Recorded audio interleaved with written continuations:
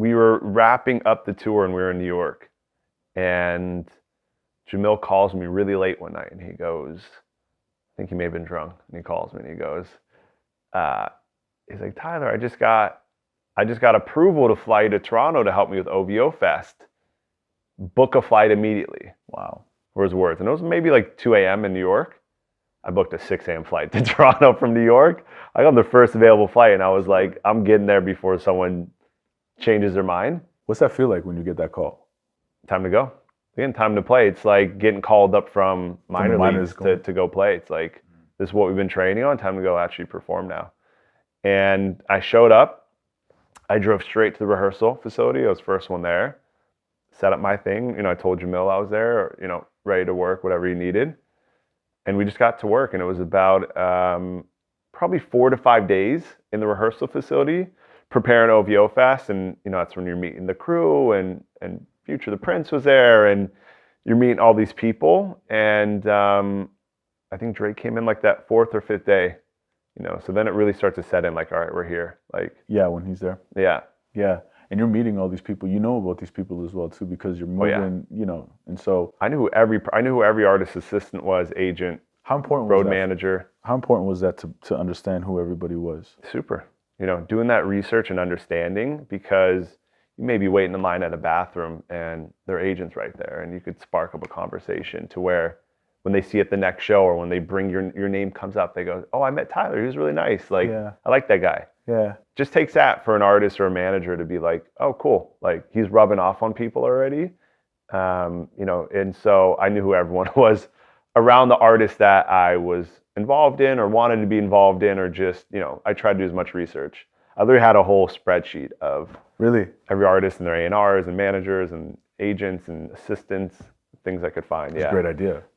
Who they had beef with, so I never brought up some artist's name in front of them, you know. That's actually really important. I had a whole, you know, for me it was like, if I'm just sitting here at school and I haven't been called into the majors yet, like, prepare. Be as prepared as you possibly can without the actual experience of being there. And I loved that process of it. And I knew 99% of it wouldn't apply, but that one thing or two things you may find could be the difference of getting a job or not. Game changer. Yeah. You never know. You never Always know. be prepared. Yeah. Yeah, that's awesome. And so we did that OVO Fest and it was incredible. Yeah. I mean, it was one of those, The Weeknd came out and 50 Cent came out and French and A$AP Rocky, and it was just, as OVO Fest has been over the years, just everyone you can imagine. And Jamil and his team's job was to coordinate all that. You know, we did 60, you know, temporary visas to get into Canada for all these people.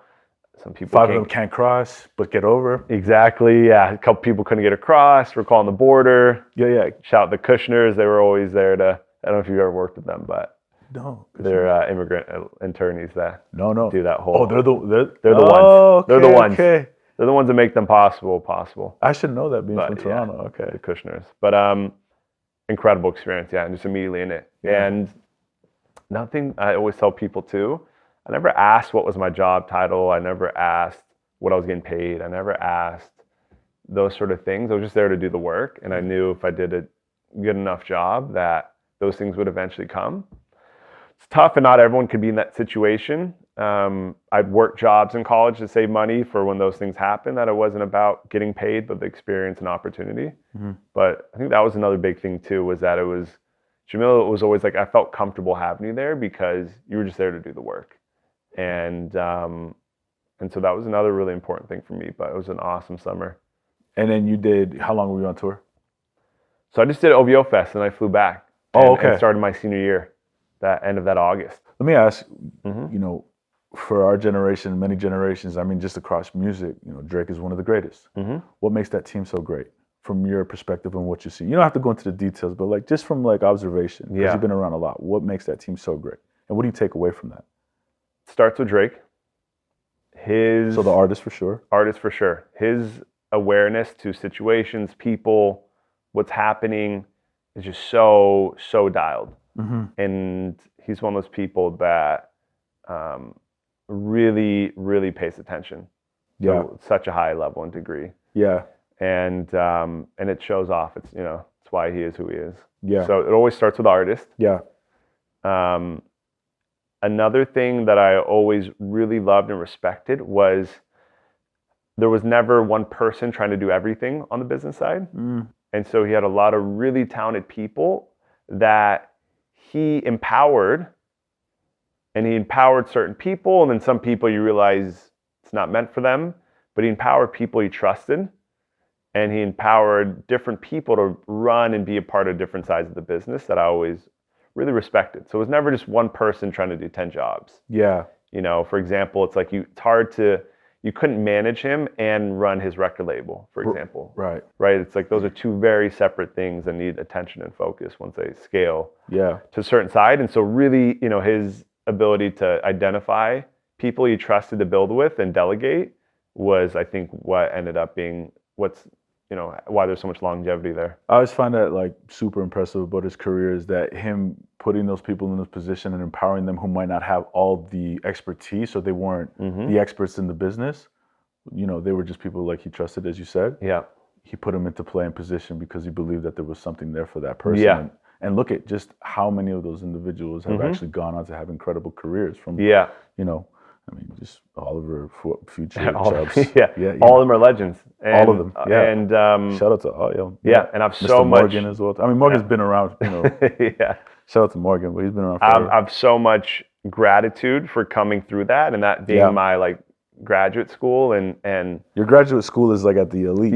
And learning from them and it's invaluable. And I'm so, the way I move, the way I operate my business, the way I look at artists is just so much a product of like being fortunate enough to learn under those people. That's really awesome. Yeah. So you go back to school. Go to school. I'm like, what am I doing here? What is that like, man? I'm like, what am I doing here? Yeah. And I call my mom and she's like, if you drop out, I'll kill you. And, are you calling her to say, I can't do this? Like, I didn't say that quite. I was sort of testing the water. I think she knew I was testing the water. Yeah. And she said it before I could even ask. Really? Yeah. She knew. She was like, you're not dropping out your last year of school. There's no way. There's no way. Well, what's she thinking though They still didn't really think it was real. They didn't know what I was doing. They thought I was maybe selling drugs or doing something weird because they were just like, wait, why is my son on the road with all these artists that I don't...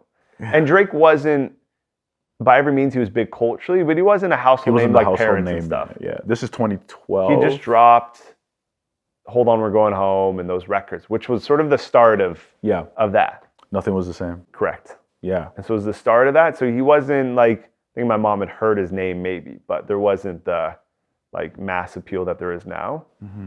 And so she just had no clue what I was doing. But also even like you being the quiet kid and then all of a sudden you're just moving and operating and all this. Maybe she doesn't even see this side of you or doesn't know. So that's also maybe kind of she's thinking. It all changed with her. They knew it was real.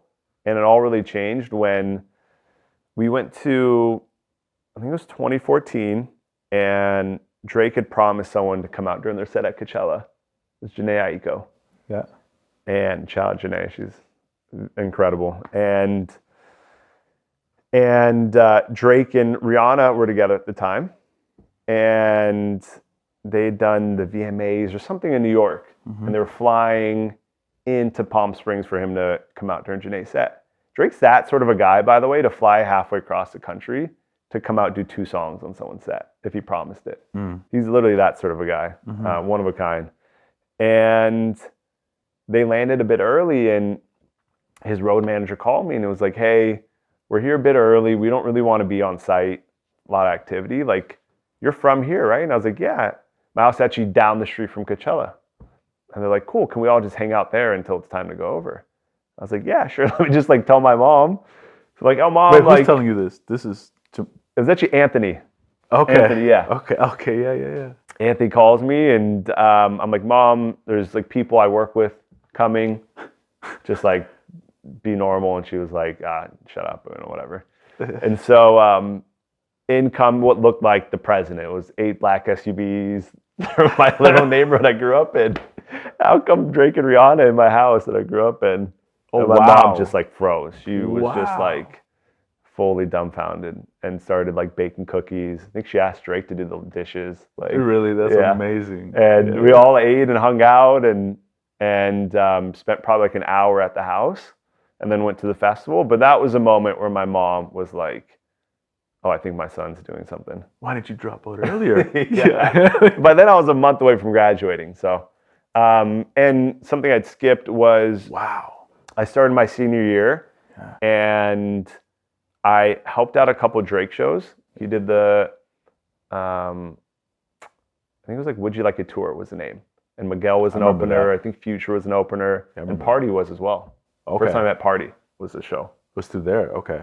And it was the fall of 2013, and Drake had a series of West Coast shows. It was like Anaheim, Arizona, Vegas, I think it was like Oakland, and then it ended up in LA at Staples. And Jamil was like, "You should come to Anaheim and help out the show." I was like, "Of course, I'll be there." Drive over. I saw there was 5 shows routed together, and I was like, maybe I'll get asked to go on the bus. So I'm going to bring like a little weekend duffel bag just in case I get asked to like go finish the tour with them. Mm-hmm.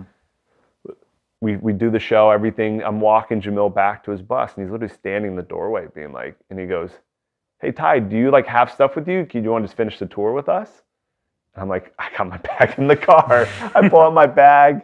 I call my brother to pick up my car in the parking lot. Amazing. And I walk on the bus, and Party's right there. First time I met Party. That's the first time you met Party. And again, just another thing of like, I wasn't prepared or ready or, the whole opportunity. Able to accept that moment. It's like, who knows what would happen. So I finished the tour with them.